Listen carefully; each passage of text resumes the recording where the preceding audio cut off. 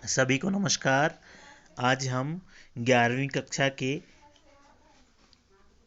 पहले पाठ कबीर के बारे में पढ़ेंगे। सबसे पहले कबीर का जीवन परिचय हम देखेंगे। मैं कहता हूँ आँखें देखी, तू कहता कागज की लेखी। कबीर बाणी हजारी प्रसाद द्विवेदी से ये पंक्तियाँ ली गई हैं। कबीर कहते हैं कि मैं आँखें देखी कहता हूँ और तू कागज की लेखी कहता है, अर्थात तू कागज की लिखी हुई बातें कहता है, लेकिन मैं आँखों की देखी बातें कहता हूँ।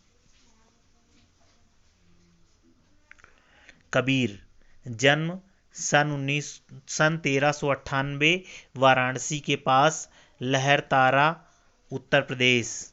प्रमुख रचनाएं बीजक, जिनमें साखी, शबद एवं रामायणी संकलित हैं। मृत्यु सन 1518 में बस्ती के निकट मगहर में। कबीर भक्तिकाल की निर्गुण धारा ज्ञानाश्रयी शाखा के प्रतिनिधि कवि हैं। वे अपनी बात को साफ एवं दो टूक शब्दों के में प्रभावी ढंग से कह देने के हिमायती थे। बन पड़े तो सीधे सीधे, नहीं तो दरेरा देकर। इसलिए कबीर को हजारी प्रसाद द्विवेदी ने वाणी का डिक्टेटर कहा है। कबीर के जीवन के बारे में अनेक किंवदंतियां प्रचलित हैं। उन्होंने अपनी विभिन्न कविताओं में खुद को काशी का जुलाहा कहा है। कबीर के विधिवत साक्षर होने का कोई प्रमाण नहीं मिलता। मसी कागज छुयो नहीं, कलम गही नहीं हाथ, जैसी कबीर की पंक्तियां भी इसका प्रमाण देती हैं। उन्होंने देशाटन और सत्संग से ज्ञान प्राप्त किया। किताबी ज्ञान के स्थान पर आंखों देखे सत्य और अनुभव को प्रमुखता दी। उनकी रचनाओं में नाथों, सिद्धों और सूफी संतों की बातों का प्रभाव मिलता है।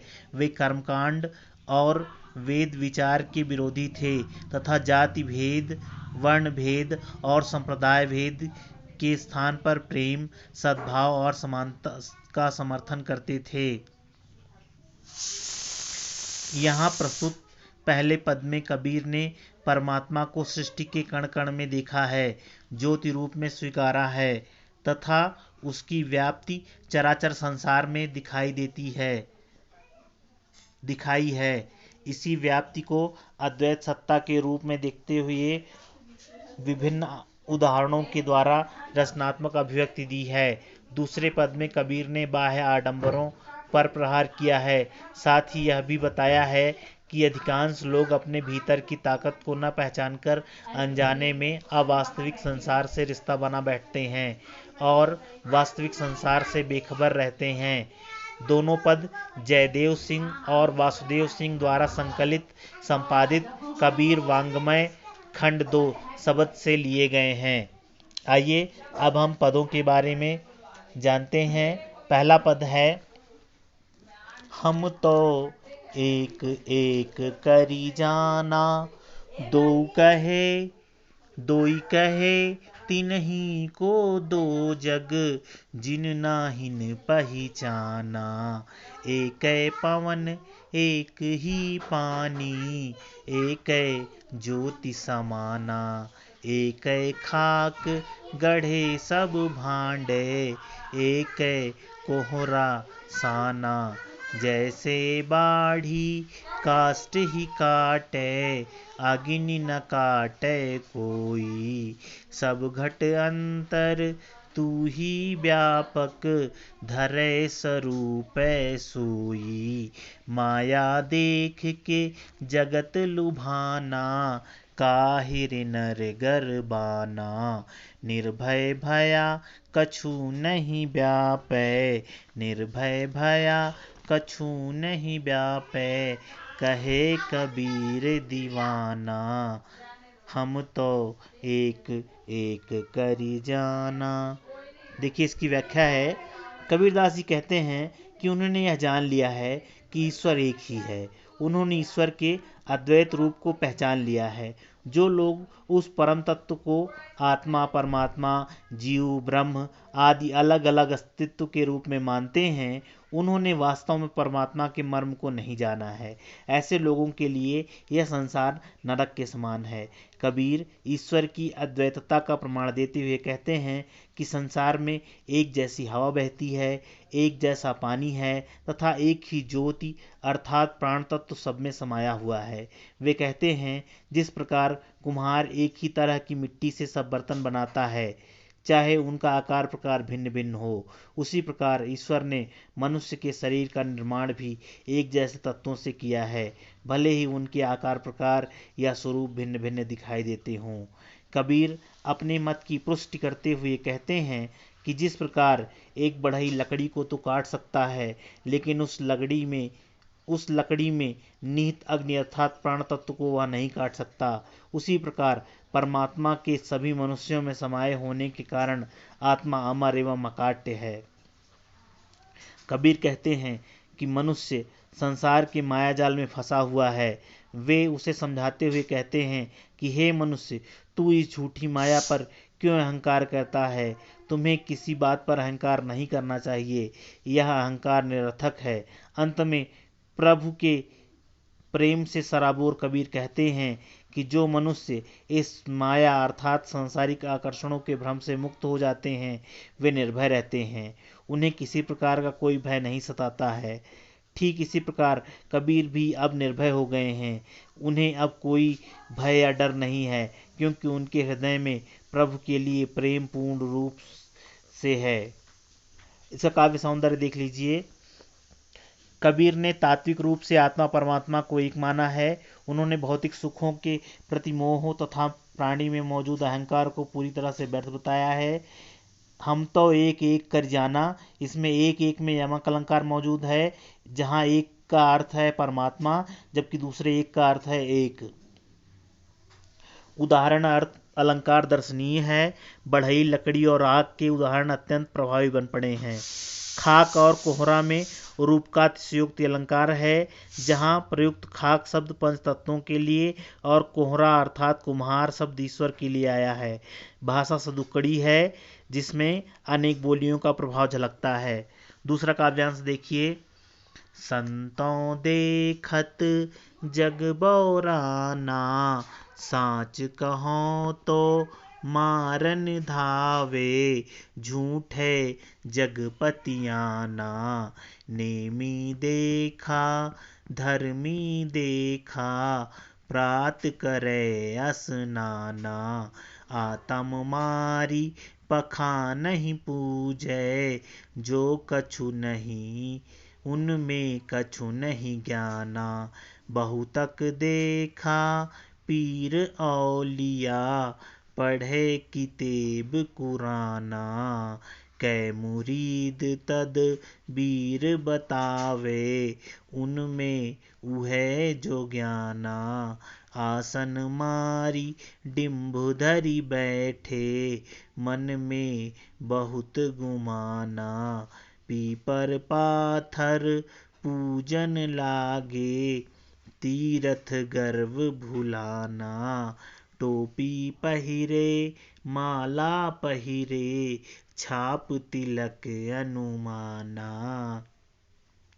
साखी सब दही गावत भूले, आतम खबरी न जाना, हिंदू कहे मोहि राम प्यारा, तुर्क कहे रहीमाना, आपस में दो लरी लरी मुए, मर्म न काहू जाना, घर घर मंतर देत फिरत हैं, महिमा के अभिमाना, गुरु के सहित सिक्खे सब बूढ़े, अंत काल पछिताना, कहे कबीर सुनो हो संतो, ई सब भरम भुलाना, केतिक कहो कहाँ नहीं माने, सहज सहज समाना।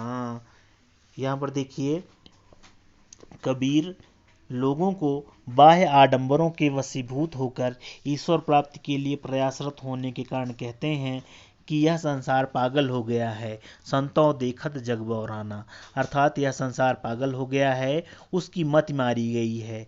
जो व्यक्ति सत्य का आचरण करता है, लोगों को वास्तविकता से परिचित कराता है, लोग उसे मारने के लिए दौड़ते हैं, तथा जो व्यक्ति झूठ बोलता है, लोगों को सत्य से गुमराह करता है, लोग उसकी बात पर विश्वास करते हैं। झूठे जगपतियाना, लोग उसकी बात पर विश्वास कर लेते हैं। कबीर हिंदू धर्म से जुड़े पाखंडी ढोंगियों के बारे में बताते हुए कहते हैं कि ऐसे अनेक लोग हैं जो नियमबद्ध होकर धार्मिक परंपराओं को बड़ी निष्ठा के साथ पालन करते हुए प्रातःकाल उठकर स्नान करते हैं। ऐसे लोग अपनी आत्मा को तो हर दिन हर पल मारते रहते हैं, उसका हनन करते रहते हैं, लेकिन दूसरी ओर पत्थरों को की अत्यधिक निष्ठा के साथ पूजा करते हैं। वे आत्मचिंतन नहीं करते हैं। इन्हें अपने ज्ञान पर घमंड है, परंतु वे अज्ञानी हैं। मुसलमानों के विषय में कबीर कहते हैं कि उन्होंने अनेक ऐसे पीर और औलिया देखे हैं जो धार्मिक पुस्तक कुरान का नियमित पाठ करते हैं। वे अपने शिष्यों को अल्लाह को पाने की तरह तरह की तरकीब बताते हैं, जबकि वे स्वयं अल्लाह के रहस्य को नहीं जानते हैं। कबीर ढोंगी योगियों पर प्रहार करते हुए कहते हैं कि वे आसन लगाकर अवश्य बैठे हैं, किंतु मन में अहंकार भरा हुआ है। आगे कबीर कहते हैं कि टोपी पहरे, माला पहरे, छाप तिलक अनुमाना, अर्थात लोग पीपल के वृक्षों और पत्थरों की पूजा करते हैं, तीर्थों की यात्रा और व्रत का पालन करते हैं, लेकिन वे अहंकार और परमात्मा के मर्म को भूल गए हैं। कुछ लोग टोपी पहनते हैं, माला धारण करते हैं, तिलक लगाते हैं और शरीर पर अनेक तरह तरह के निशान बनाते हैं। यह सब अपने ज्ञानी होने का दिखावा करने के लिए करते हैं, जबकि वास्तव में वे सब अज्ञानी हैं, पाखंडी हैं। कबीर कहते हैं कि धार्मिक आडंबरों को अत्यधिक महत्व देने वाले तथाकथित संत साखी या सबद अर्थात गुरु के सद्वचनों को भूल गए हैं।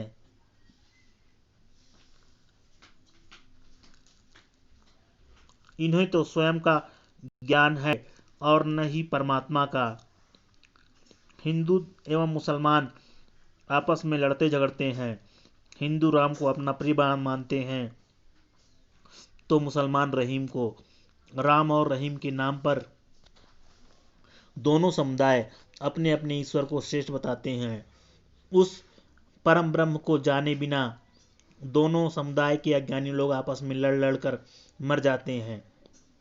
ऐसे पाखंडी लोग घर घर जाकर लोगों को ईश्वर की प्राप्ति के मंत्र बांटते फिरते हैं, किंतु स्वयं भौतिक सुखों के प्रति लालायित होकर अज्ञान के कारण अहंकार में डूबे रहते हैं। कबीर कहते हैं कि ऐसे अभिमानी गुरु और अपने अज्ञानी शिष्यों के साथ भवसागर में डूब जाएंगे, लेकिन उन्हें परमात्मा के दर्शन नहीं होंगे।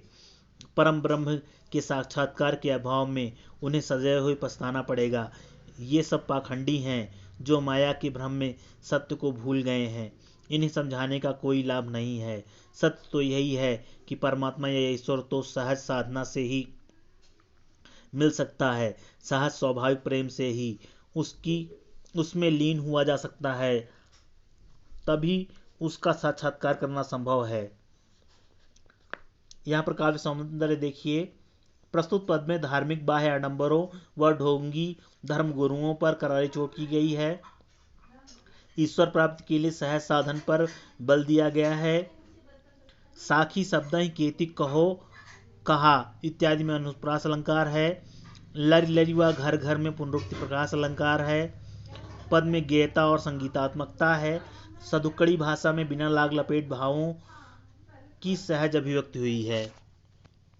यह रहा आपका कबीर पाठ। इसके प्रश्नोत्तर हम अगले वीडियो में देखेंगे।